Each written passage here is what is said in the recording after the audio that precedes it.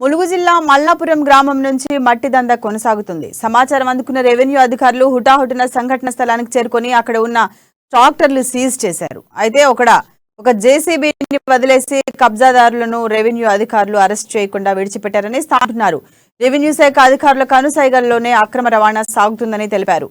BRS నాయకులు అండదండలతోనే ఈ మట్టి రవాణా జరుగుతుందని బాధితుడు ట్రాక్టర్ డ్రైవర్ తెలిపాడు.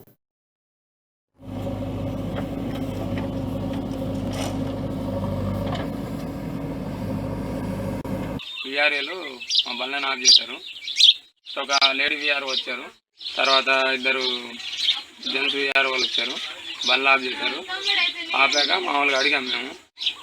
అడిగితే పర్మిషన్ లేదు, ఏం లేదు, ఎట్లా తోలుతున్నారు ఇది అంటే అవన్నీ మాకేం తెలుసు అండి, మాకు తెలియదు, మరి జేసీబీ ఓనర్కి తెలియాలి అవన్నీ, మరి వాళ్ళు ఏం మాట్లాడుకున్నారో మనకైతే తెలియదు. బళ్ళు పెట్టమన్నారు, పెట్టాము.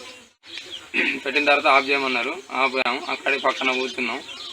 ఎవరు ఆఫ్ చేయమన్నారు? విఆర్ఏలు ఆఫ్ చేయమన్నారు, ఆఫ్ చేసాం. ఆఫ్ చేసిన తర్వాత జేసీపీ ఆపరేటరు ఇంకొక వేరే బండి అతను అక్కడే ఉన్నారు. మరి చిడన్ నాగేస్తూ మరి అప్పటికప్పుడు ఎవరు చేశారో తెలీదు, చేసి వెళ్ళిపోమన్నారు. ఫోన్ చేశారా? ఫోన్ ఆపరేటర్ ఫోన్ చేసినట్టుంటే ఆపరేటర్ ఇంకొక డ్రైవర్ ఇద్దరు కలిసి వెళ్ళిపోయారు.